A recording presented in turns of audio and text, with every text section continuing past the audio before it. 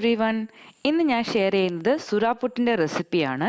ഇതൊരു തമിഴ്നാട് സ്റ്റൈൽ റെസിപ്പിയാണ്. ഇത് സ്രാവ് വെച്ചുണ്ടാക്കുന്നതാണ്. സോ അതിന് ആവശ്യമായ ഇൻഗ്രീഡിയൻസ് ഞാനൊരു 1/2 kg സ്രാവ് എടുത്തിട്ടുണ്ട്. അത് സ്കിന്നെല്ലാം കളഞ്ഞ് കുറച്ച് മഞ്ഞൾപ്പൊടി ഉപ്പിട്ട് മാരിനേറ്റ് ചെയ്ത് വെച്ചിരിക്കുകയാണ്.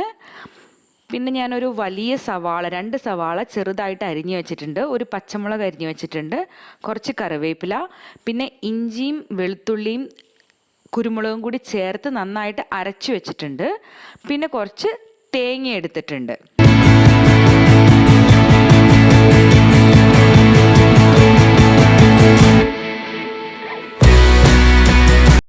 ആദ്യം നമുക്ക് മാരിനേറ്റ് ചെയ്ത് വെച്ചിരിക്കുന്ന സ്രാവ് ഒന്ന് സ്റ്റീം ചെയ്തെടുക്കാം. നിങ്ങൾക്ക് വേവിക്കണമെങ്കിൽ ഇത് വെള്ളത്തിലിട്ട് വേവിക്കാം. പക്ഷേ വെള്ളത്തിലിട്ട് വേവിക്കുന്നതിനേക്കാളും നല്ലത് ഒരു സ്റ്റീമറിൽ വെച്ചൊരു ഇഡ്ഡലി പാത്രത്തിൽ അങ്ങനെ എന്തെങ്കിലും വെച്ചത് സ്റ്റീം ചെയ്തെടുക്കുന്നതാണ്.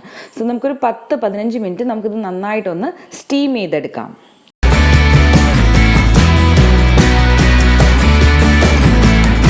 ഇതിപ്പോൾ ഒരു 10 മിനിറ്റ്സ് ആയിട്ടുണ്ട്. നന്നായിട്ട് സ്റ്റീമായി വന്നിട്ടുണ്ട്.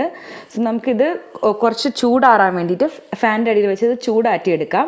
അതിനുശേഷം നമുക്കിത് നന്നായിട്ട് പൊടിച്ചെടുക്കണം. ഇപ്പോൾ ചൂടൊക്കെ ആറി വന്നിട്ടുണ്ട്. നമുക്കിത് നന്നായിട്ട് പൊടിച്ചെടുക്കാം. അതിൻ്റെ നടുവിലുള്ള മുള്ളൊക്കെ മാറ്റിയിട്ട് നമുക്ക് നന്നായിട്ടിത് പൊടിച്ചെടുക്കാം.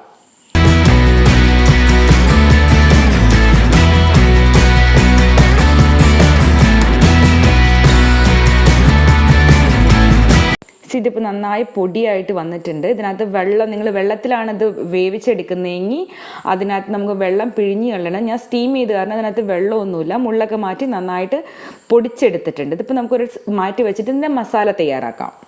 ഒരു പാൻ വെച്ചിട്ട് നമുക്ക് അതിനകത്തേക്ക് കുറച്ച് വെളിച്ചെണ്ണ ഒഴിച്ചു കൊടുക്കാം. വെളിച്ചെണ്ണ നിങ്ങൾക്ക് ഓയിൽ വേണമെങ്കിൽ ഓയിൽ യൂസ് ചെയ്യാം. ഇതിനകത്തേക്ക് അരിഞ്ഞു വെച്ചിരിക്കുന്ന പച്ചമുളകും സവാളയും കറിവേപ്പിലയും കൂടി ചേർത്ത് നമുക്ക് നന്നായിട്ടൊന്ന് ഇളക്കി കൊടുക്കാം.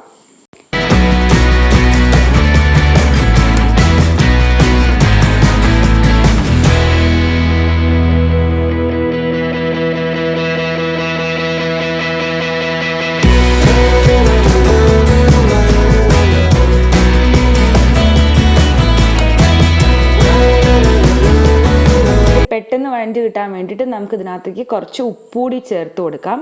ഞാൻ സ്രാവ് വേവിച്ചപ്പോൾ അതിനാവശ്യമായ ഉപ്പ് അതിലിട്ടിട്ടുണ്ട്. ഇപ്പം നമുക്ക് മസാലയ്ക്ക് വേണ്ടിയിട്ട് അതിനാവശ്യത്തിന് ഉപ്പ് നമുക്ക് ചേർത്ത് കൊടുക്കാം.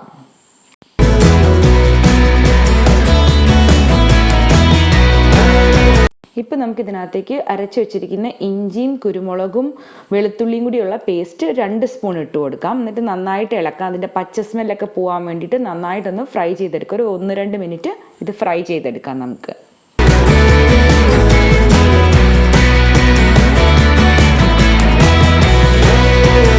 പച്ച സ്മെല്ലെല്ലാം മാറി ഫ്രൈ ആയി വന്നിട്ടുണ്ട്.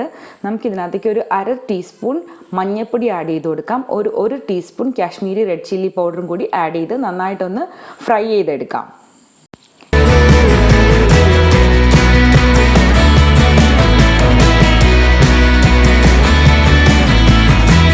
ഇതിപ്പോൾ നന്നായിട്ട് ഫ്രൈ ആയി വന്നിട്ടുണ്ട്. ആ കുരുമുളകിൻ്റെയൊക്കെ നല്ല സ്മെല്ല് വരുന്നുണ്ട്. സോ നമുക്കിതിനകത്തേക്ക് ഇപ്പോൾ നമ്മുടെ പൊടിച്ചു വെച്ചിരിക്കുന്ന സ്രാവ് കൂടി ചേർത്ത് നന്നായിട്ട് മിക്സ് ചെയ്ത് കൊടുക്കാം. നന്നായി മിക്സ് ചെയ്യണം. ഇത് അധിക നേരം ഫ്രൈ ചെയ്യേണ്ട ആവശ്യമില്ല. മസാലയൊക്കെ ഒന്ന് നന്നായി മിക്സായി കിട്ടാൻ വേണ്ടിയിട്ട് നന്നായിട്ട് നമുക്കൊന്ന് മിക്സ് ചെയ്ത് കൊടുക്കാം.